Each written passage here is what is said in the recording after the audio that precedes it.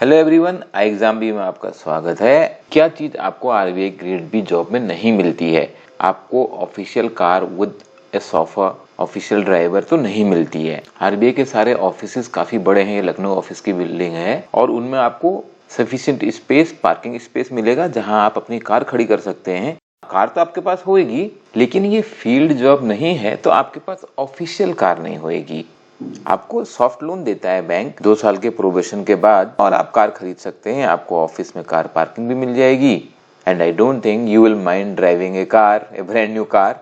Grade D बनने के बाद, ग्रेड डी होता है डीजीएम, डिप्टी जनरल मैनेजर, जो सीनियर ऑफिसर होता है। ग्रेड बी होता है मैनेजर, उसके बाद एजीएम, पहला प्रमोशन। दूसरा प्रमोशन होने के बाद जब आप डीजीएम बन जाएंगे उसके बाद आपको ड्राइवर का भी अलाउंस मिलेगा और ऑफिस में आपको सेक्रेटरी मिलेगी, पर्सनल असिस्टेंट मिलेगा, कोई जो आपका पर्सनल काम ऑफिस रिलेटेड पर्सनल काम कर रहा होगा।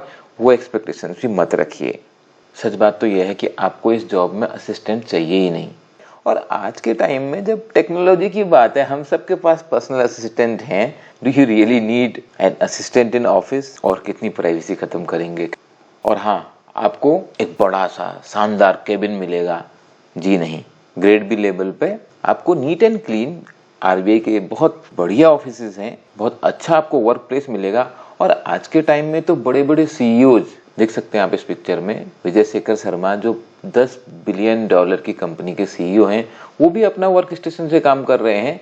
तो किसी भी जॉब की अहमियत को उसके केबिन के साइज से नापना, वो जमाने बदल गए। आजकल तो वर्क एनवायरनमेंट वर्चुअल हो गया है। कोई भी कहीं से लैपटॉप उठाया और काम शुरू। ग्रेड डी यानी कि डीजीएम, जैसे मैंने आपको ड्राइवर अलाउंस के लिए बताया था, डीजीएम ऑनवर्ड्स आरबीआई में आपको केबिन मिलता है। That is a senior management grade, मैंने कई बार एक्सप्लेन किया है। लेकिन ग्रेड बी मैनेजर और ग्रेड सी एजीएम है, मिडिल मैनेजमेंट। बहुत सारे लोगों का ये प्रश्न है, क्या आरबीआई ग्रेड बी ऑफिसर एक गजेटेड ऑफिसर होता है?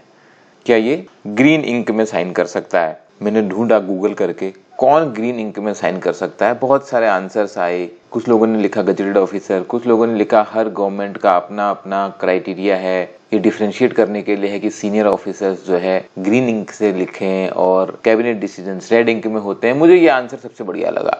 कोई बार तो है नहीं ग्रीन इंक खरीदने पे, आप भी खरीदिए, आप भी लिखिए। जब हम स्टूडेंट थे हम भी लिखते थे, नोट्स बनाते थे अलग अलग कलर से। लेकिन ये बात क्लियर है कि आरबीआई ऑफिसर्स जो हैं वो गजेटेड ऑफिसर नहीं हैं, क्योंकि गजेटेड ऑफिसर का मतलब क्या होता है? जो गवर्नमेंट के, सरकार के गजेट में जिनका नाम हो। और ये गजेट कौन पब्लिश करता है? प्रेसिडेंट ऑफ इंडिया, जो सेंट्रल गवर्नमेंट एम्प्लॉय है, और रेस्पेक्टिव स्टेट गवर्नमेंट एम्प्लॉइज के लिए गवर्नर ऑफ द स्टेट।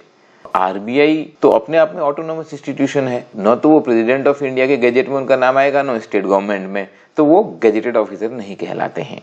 लेकिन भाई, गजेटेड ऑफिसर की लिस्ट में तो बीडीओ, स्कूल के प्रिंसिपल, पॉलिटेक्निक कॉलेज के लेक्चरर भी आते हैं। तो आप खुद जजमेंट ले सकते हैं। और जहां तक आप कंपेयर करना चाहेंगे इनको दूसरी सीनियर गवर्नमेंट जॉब से, तो मैं आपको एक क्लू देता हूं कि पासपोर्ट में जो तत्काल स्कीम है उसमें बहुत सीनियर ऑफिशियल्स के रिकमेंडेशन पे आपको तत्काल पासपोर्ट मिलता है। देखिए, इसमें सारे आईएएस ऑफिसर का भी नाम नहीं होता। जो आईएएस ऑफिसर जो सीनियर रैंक पर होते हैं, इनके साथ में general managers of public sector undertaking, यानी कि किसी भी पब्लिक सेक्टर अंडरटेकिंग के जो जीएम ऑनवर्ड्स हैं वो हो सकते हैं, और आरबीआई के भी। तो आप समझ सकते हैं कि ये सीनियर पोजीशन है लेकिन गजेटेड ऑफिसर नहीं है।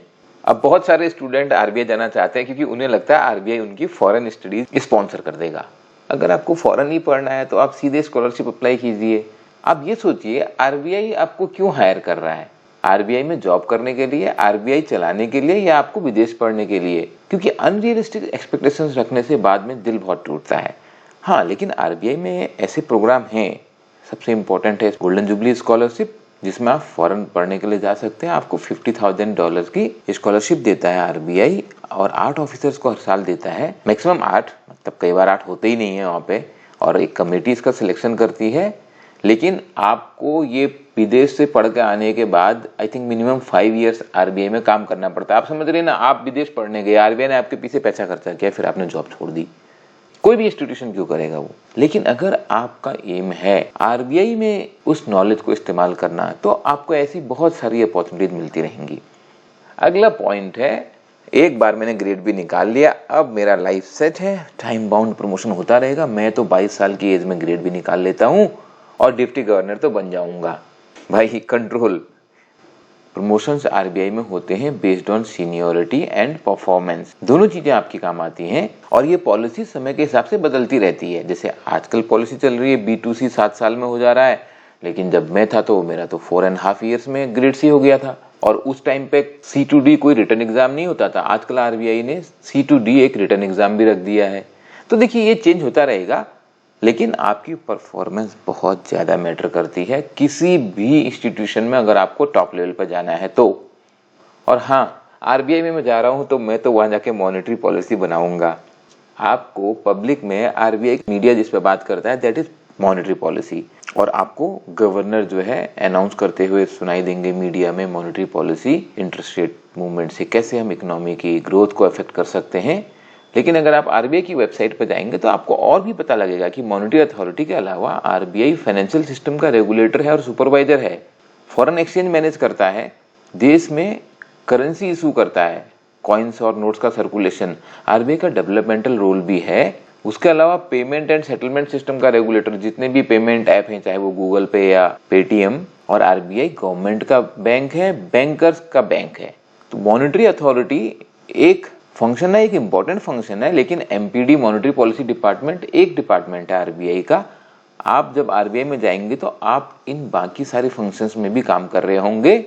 और मॉनेटरी पॉलिसी डिसीजंस की बात जहां तक है वो तो वेल टॉप लेवल पर होते हैं, गवर्नर एंड डिप्टी गवर्नर्स। उस डिपार्टमेंट में अगर आप काम करेंगे भी तो आप कुछ डेटा या कुछ रिसर्च कर रहे होंगे। आई थिंक आरबीआई दुनिया का सबसे पावरफुल सेंट्रल बैंक है जिसके पास बहुत ज्यादा फंक्शंस हैं, और इन सब डिपार्टमेंट में ऑपरेशंस में काम करके आपको डेफिनेटली बहुत लर्निंग होएगी and you will realise you are contributing a lot. इसमें तो कोई डाउट नहीं है कि RBI is one of the best government job. लेकिन ये वीडियो मैंने इसलिए बनाया कि कुछ अनरियलिस्टिक एक्सपेक्टेशंस और कुछ लोग गलतफहमियां क्रिएट करने में मजे भी लेते हैं, उनको मुझे लगा थोड़ा क्लियर करना चाहिए। आपको और कुछ जानकारी चाहिए तो आप हमको रीच आउट कर सकते हैं 9205524028 पे। आप हमको व्हाट्सएप कर सकते हैं, एसएमएस कर सकते हैं, कॉल कर सकते हैं। चैनल को सब्सक्राइब करना ना भूलें, बेल आइकन दबा लीजिए। iExamBee पे आपको केवल ऑथेंटिक जानकारियां मिलेंगी, और iExamBee अकेला ऐसा प्लेटफॉर्म है जहां पर आपको सारे मॉक टेस्ट फ्री मिलेंगे।